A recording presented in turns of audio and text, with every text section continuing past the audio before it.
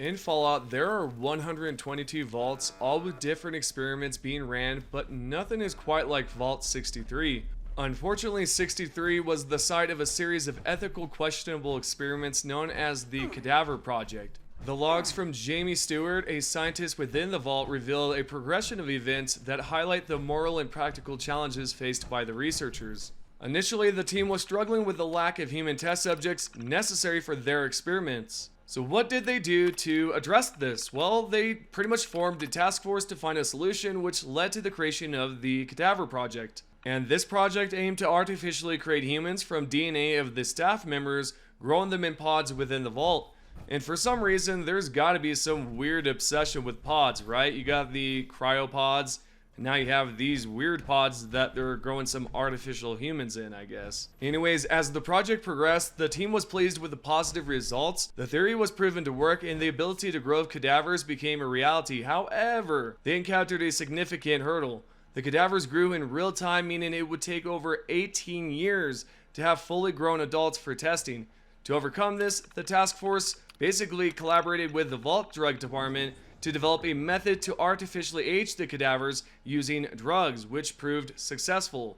The research seemed miraculous and the cadavers were used across the vault for various experiments, but soon a dark turn of events occurred after a team member was attacked by a cadaver, leading to the discovery that cadavers could become conscious and aggressive if not kept in stasis or killed during experiments. There are some additional logs from Jamie Stewart pretty much explaining some more events that happened in Vault 63 regarding this project. Now, after a member was attacked by a cadaver, it became clear that the cadavers could become conscious and potentially dangerous. This led to the implementation of a new rule ensuring the safety of the staff, included a 2-hour window for conducting experiments and the requirement for cadavers to be processed.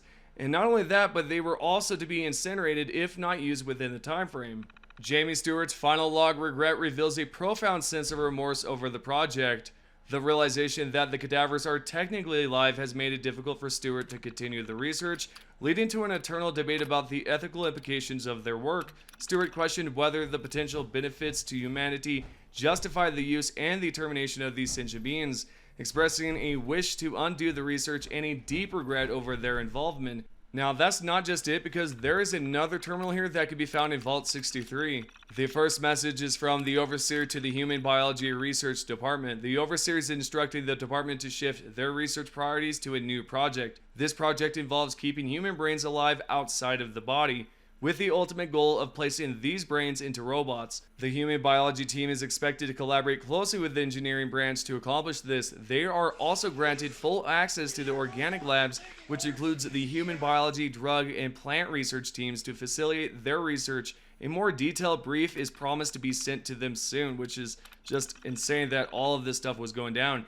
Anyways, the second message here is from someone named Auberlin, and she goes into detail about how the cadaver attacked a staff member. And now, if you are going to be experimenting with the cadaver, you are only given 2 hours.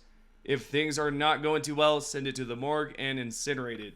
Now, surprisingly enough, they do have one cadaver here that is in its earliest form, its very first form, and you can see right here, it has a very odd shaped face, the eyes are more bulged out, and honestly it looks creepy, but this is the first form before they have pumped any drugs in it. Now, the final form can be found right here in these much larger pods because they have fully developed into humans. There's not just one pod or 2 pods, there's quite a few here. If you're wondering as to how I got into this, I actually did this by glitching, so a lot of this information is not publicly available just yet. Now, let's continue on and take a look at this note that can be found within one of the rooms in the vault, and this one says concern for Victor. The note says Victor has been going off on his mad ramblings again, and it's bothering the pharmaceutical team into letting him borrow a monkey for an experiment.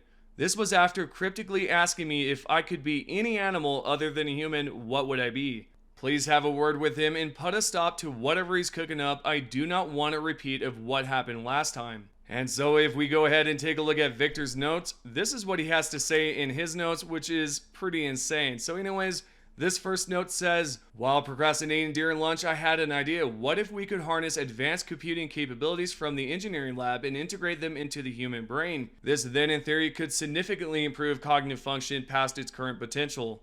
Victor continues on with the second note by saying, crazy thought, but what if we could revive brains? Same brain, different vessel. The great minds presumed lost in the war could potentially be resurrected. With this approach, research could span centuries. Similar to a symbiotic relationship, I could seamlessly attach to a host and move on to a new one when done. Alrighty, so far it sounds nutty, right? Well, let's take a look at number 3 here. The third note says, after revisiting the book Frankenstein last night, it led me to wonder, is there a possibility of achieving a similar concept but with other species? Imagine a blend of the most desirable traits from a diverse range of species, the radiation resistance of a ghoul, the vision prowess of an owl, and the strength of a gorilla. This fusion could propel us towards an evolutionary leap into superhuman status. And last but not least, the final note can be found on the ground, and it says, I have a theory so mad it could work. What if we could extract memories from a human brain, allowing us to recover lost knowledge and memories from people who have passed on?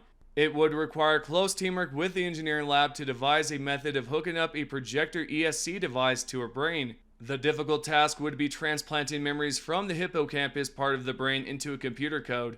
If we could achieve that, we could then translate that code through the projector, allowing us to see memories in visual form, similar to a film. So they were experimenting with pretty much everything. I mean, it sounds like at one point they were trying to create some sort of super soldier. I mean, they have done that prior in a different vault. We do not need to get into that. But with this one, they were trying to combine like potentially a gorilla, an owl, and a ghoul all into one. That is literally an insane combo. And if they were able to achieve that, it would have probably been just so insane for us. I mean, I'm having a hard time talking because it just sounds crazy to see that that was almost a possibility here. Okay, we are now going to discuss Vault 63's transit system, because if you guys did not know, yeah, they had a transit system. Now, I believe they used it for transferring different types of species, animals, brains, supplies, all this stuff, and in the end, they would also use it to get around. If you're wondering how big Vault 63's transit system actually was, if you take a look right here at the top of the entrance, this right here is where it can be found, and the bottom is the expansion. Now, it does run directly to the weather station, and then I believe it heads down to where we're at right now, which is some sort of cave, and I'll show you guys how to glitch into this spot if you are curious about it. Anyways, it appears that Vault 63 is pretty massive. It does have a transit system. It connects to one vault to the other vault, which is the same exact vault, really. And yeah, it's insane to see that this is actually something that was hidden in the game. Of course, the developers brought it to life. But yeah, it's just insane, guys. Let me know your thoughts down below, but let's talk about how you can glitch into this vault right now. We first want to make sure that we are in a private test server. Then we want to locate the bottom of the map, which is going to be the expansion. The point of interest is going to be Shining Creek Cavern. Once you are here, go ahead and enter inside the cave. Once you are inside, go ahead and press forward. There is going to be two entrances here that you can go through. There's the left side, then there's the right side, which is going to be a chain fence. You cannot go through here because you do need a key. What you can do is go to the left side, and we're going to go all the way towards the back side here. We're going to locate the right side. We're going to pause, go to photo mode, push the photo mode into your character, get out of that option, and then press forward. What should happen is that you will go through and you will be out of bounds. Follow exactly where I go and you will be back inside the map and then eventually inside Vault 63. I hope you guys have enjoyed the video. If you have, comment down below, let me know what you think. And also, if you want, you can join the Discord, follow me over on the Twitter, all that good stuff. Thank you guys for the support, and I will see you all in the next video.